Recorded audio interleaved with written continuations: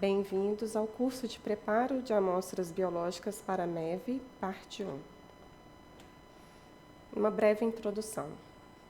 A microscopia eletrônica de varredura para amostras biológicas é uma técnica que compreende um intervalo de informações entre microscopia óptica e microscopia eletrônica de transmissão. Abaixo temos 3 imagens da levedura Saccharomyces cerevisiae, obtidas por 3 técnicas: microscopia óptica, microscopia eletrônica de transmissão, microscopia eletrônica de varredura. Como podemos observar, a técnica de microscopia de varredura produz imagens tridimensionais com notável profundidade de foco. Por este motivo, a técnica é utilizada para análise de superfície, para avaliação de detalhes da topografia.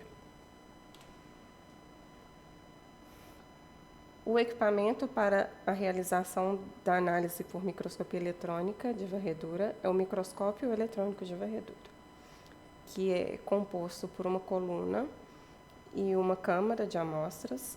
A coluna é por onde é gerado e passa o feixe de elétrons, que interage com as amostras que são colocadas na câmara. À direita temos um desenho esquemático da interação do feixe de elétrons com a amostra, e a interação do feixe com a amostra produz uma pera de interação que gera vários sinais diferentes. Os diferentes sinais podem ser coletados por detectores específicos que são localizados na câmara das amostras do microscópio, e os diferentes sinais são usados para dar diferentes informações sobre a amostra. Para análise de topografia, ou seja, de superfície, é utilizado o sinal gerado chamado elétrons secundários. No ambiente do microscópio, percebe-se então que o trabalho ocorre em alto vácuo. A amostra está sujeita a uma grande radiação de elétrons e essas condições são adversas para a maioria das amostras biológicas. Portanto, os métodos de preparo visam contornar ou minimizar essas situações, tornando o material biológico resistente e condutor.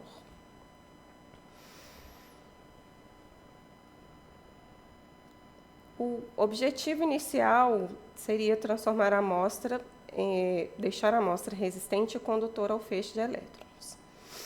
Mas, para isso, é necessário que a amostra tenha vários requisitos específicos, como dimensões reduzidas. O tamanho ideal sugerido é de, no máximo, 1 centímetro cúbico. A amostra ela deve ser limpa e seca, ou seja, totalmente desidratada. Ela deve ter todas as 3 dimensões que são vistas pelo feixe de elétrons bem preservadas. É necessário que ela seja resistente ao vácuo. Além disso, a amostra precisa ser condutora de cargas elétricas. E, por último, ela deve estar fixada em um suporte. Para que as amostras cumpram esses requisitos, são necessárias várias etapas de preparo, que são coleta, seleção e limpeza, pré-fixação, lavagens em tampão, pós-fixação, lavagens, impregnação metálica, desidratação, secagem, fixação sobre o suporte, aplicação de uma cobertura condutora e observação, e por último, observação no microscópio.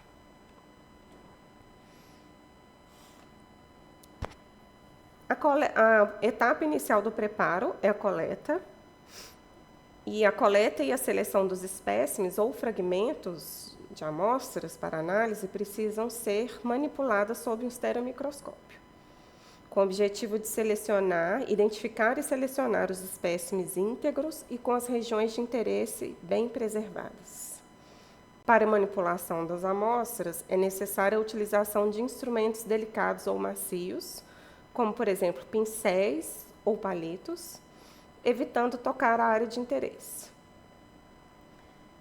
É recomendado não utilizar pinças, mas se as pinças forem utilizadas, deve-se utilizar com cautela para não danificar a área de interesse. Após coleta e seleção, acondicione e identifique com atenção as amostras.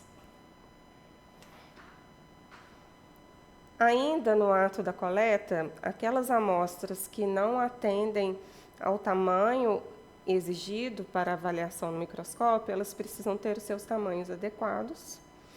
E isso pode ser feito com corte das amostras. Temos como exemplo imagens de folhas e imagem de fungo filamentoso crescido sobre meio de cultura sólido. Os dois tipos de amostras podem ser cortados em tamanhos menores. A adequação do tamanho deve ser realizada sob o estereomicroscópio. É preciso que essa etapa também seja realizada com cautela e que o corte seja preciso para evitar danos nas amostras. Algumas amostras necessitarão de limpeza para remoção de detritos ou matéria estranha, como, por exemplo, a amostra da imagem, que está num substrato de terra, precisa ser lavada para depois se prosseguir com o preparo. Outros tipos de detrito podem ser acúmulo de muco ou proteínas ou outra matéria estranha. E para a lavagem, geralmente utilizam-se tampões, pode-se utilizar água filtrada em caso de amostras que não sejam muito sensíveis à variação de osmolaridade, enzimas mucolíticas ou proteolíticas. Amostras mais resistentes, como, por exemplo, diatomáceas, fragmentos de dente e esqueletos calcários, podem ser submetidos à limpeza com agentes químicos específicos, como ácido clorídrico, EDTA e hipoclorito de sódio.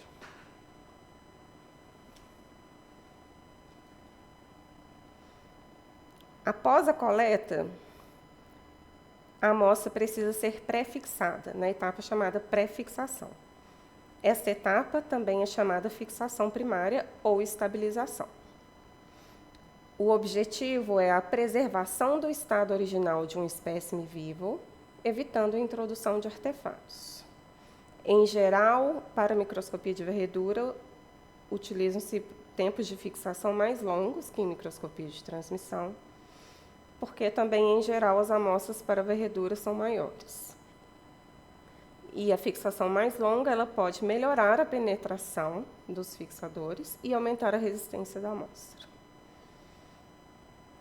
Os fixadores mais utilizados na rotina de preparo de amostras para microscopia eletrônica são o glutaraldeído ou uma combinação de glutaraldeído e paraformaldeído, chamado solução Karnofsky. O glutaraldeído, em geral, é preparado em concentrações que variam de 2% a 4%, e o glutaraldeído e o paraformaldeído também podem variar suas concentrações dentro dessa faixa.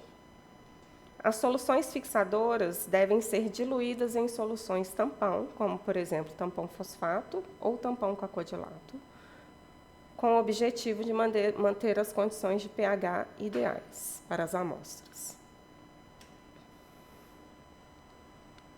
Na rotina de preparo para microscopia de varredura, utiliza-se o método de fixação por imersão. Pode-se também utilizar a técnica de perfusão, mas como o objetivo da microscopia de varredura, em geral, é a análise da superfície externa, a fixação por imersão é o método mais utilizado. Para espécimes isolados, após a coleta e eventual limpeza, quando é necessário, as amostras precisam ser imersas na solução fixadora. Em caso de amostras vegetais, por exemplo, que têm características específicas, como acúmulo de espaços de ar no seu interior, é necessário a aplicação de vácuo após a colocação do fixador para preencher os espaços vazios dentro da amostra que contém ar, substituir pelo fixador e ele possa ser corretamente submerso no fixador. Para aplicação de vácuo, é comum a utilização de seringas ou dessecadores acoplados a bombas de vácuo. Amostras de células em suspensão também podem ser preparadas para microscopia de varredura. As suspensões, elas são depositadas sobre lamínulas de vidro de 13 milímetros, recobertas por polielilisina, que tem a função de formar um filme adesivo sobre a lamínula para aderência das células. Após a deposição das amostras na superfície da lamínula recoberta, deve-se deixar descansar por um período médio de 5 a 30 minutos. Atenção, não deixe secar. A amostra não pode secar sobre a lâmina de vidro. Após o período, acrescentar o fixador. Para a fixação adequada, deve-se cobrir totalmente a lamínula com a solução fixadora. Essas amostras são mantidas em contato com o fixador por 24 horas, sob refrigeração. É possível também a análise de células cultivadas em garrafa de cultivo ou placas. Para isso, deve-se acrescentar o mesmo volume de fixador, um volume de fixador que corresponde ao volume do meio de cultura, e esse fixador deve ter a concentração dobrada, para que, quando misturada ao meio de cultura, ela fique na concentração correta. Essas amostras, as placas ou garrafas contendo as células com mistura de meio de cultura e fixador, devem ser mantidas sob refrigeração por 1 a 24 horas. Após o período de fixação, realiza-se a raspagem. Depois, todo o conteúdo líquido é colocado em um tubo. Deve-se prosseguir com uma centrifugação, retirada do sobrenadante e acrescentar o tampão, ou seja, o fixador e o meio de cultura serão substituídos pela solução tampão. Nessa etapa, pode ser necessário ressuspender em um volume menor para concentrar a quantidade de células. Depois, as células a suspensão é colocada sob a lamínula de vidro de 13 milímetros recobertas com polielilisina, deixadas por 5 a 30 minutos, sem deixar secar, e depois as amostras serão cobertas com tampão. Elas podem ser mantidas na geladeira ou prosseguir com as etapas seguintes de preparo.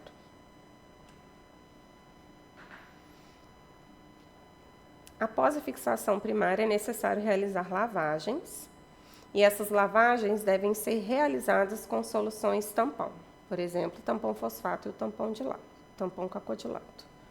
É necessário utilizar o mesmo tampão que foi utilizado para a diluição do fixador, ou fixadores, no caso da solução Karnofsky, que é uma mistura do fixador glutaraldeído e do paraformaldeído. As etapas de lavagem têm como objetivo a remoção de substâncias que possam precipitar na sequência do processamento. São recomendadas lavagens prolongadas, né? Cada etapa de lavagem deve ser realizada por 10 minutos, e são realizadas de 3 a 5 lavagens. Ou seja, retira-se o fixador, coloca-se o tampão e deixa por 10 minutos. Depois retira o tampão, coloca outro tampão e deixa mais 10 minutos. E assim por diante, até completar a quantidade de lavagens desejadas de acordo com o protocolo. Após as lavagens, realiza-se a pós-fixação e impregnação metálica. Essa etapa também é chamada de fixação secundária, tem como objetivo o aumento da condutividade das amostras, o que permite trabalhar-se no MEV em condições de ótima resolução, já que em uma amostra condutora não há acúmulo de cargas na superfície, o que gera imagens de boa qualidade. Além disso, esta etapa aumenta a resistência das amostras e também permite realizar fraturas no material para análise das superfícies internas. O tetróxido de ósmio é o agente utilizado nesta etapa e é um fixador que previne a extração de lipídios durante a fase de desidratação. A solução o tetróxido de ósmio em si não é um metal, mas a solução reage com ligações duplas carbono-carbono em lipídios e outros compostos orgânicos nas amostras, formando um composto de redução preto e depositando ósmio metálico.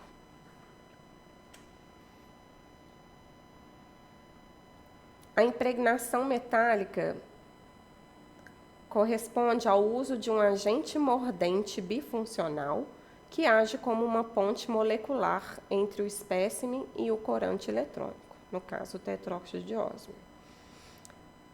O objetivo do uso do mordente é intensificar a adsorção do tetróxido de ósmio internamente aos tecidos. Na literatura são observados vários protocolos em que ocorre a alternância entre incubação com tetróxido de ósmio e agentes mordentes, com 3 ou mais etapas. São utilizados, em geral, como agentes mordentes o TCH, que é a tiocarbohidrazida, ou taninos. Taninos são compostos polifenólicos com propriedades adstringentes, mas que, assim como a tiocarbohidrazida, formam complexos com íons metálicos.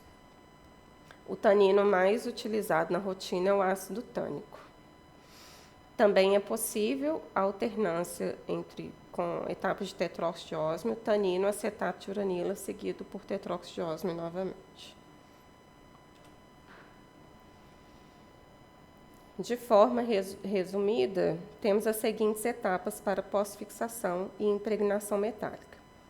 Após as lavagens, que são realizadas depois da pré-fixação, retira-se o tampão, acrescenta-se uma solução de tetróxido de ósmio 1% em tampão e deixa agir por 1 hora protegido da luz.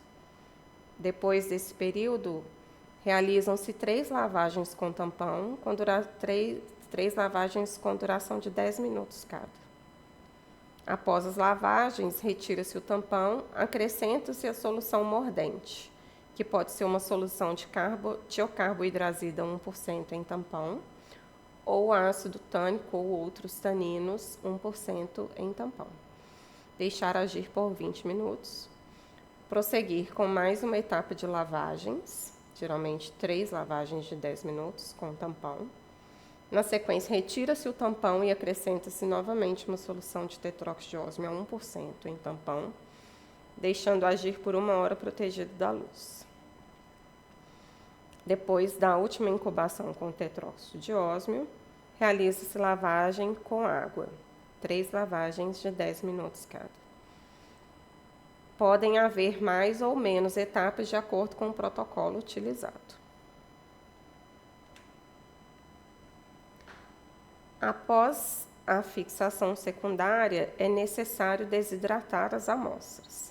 A desidratação é a retirada da água do material e sua substituição por um solvente. Na rotina, utiliza-se o etanol. Isso é feito utilizando-se uma bateria crescente de concentrações de álcool, em geral, de 50% a 100%. Aqui temos o exemplo das sequências de 50%, 70%, 85%, 95% e 100%. Mas, dependendo do protocolo utilizado, pode haver algumas variações nessas concentrações intermediárias. O essencial é que seja realizado um aumento gradativo da concentração de álcool até chegar ao álcool absoluto. Nas etapas iniciais, é comum utilizar-se 2 trocas de 10 minutos cada, e nas etapas finais, que são as etapas a 95% e 100%, recomenda-se 3 trocas de 10 minutos cada. Ao final do processo, teremos extraído toda a água do material e substituído completamente pelo etanol. Aqui finalizamos a parte 1 do nosso treinamento. Obrigado pela atenção.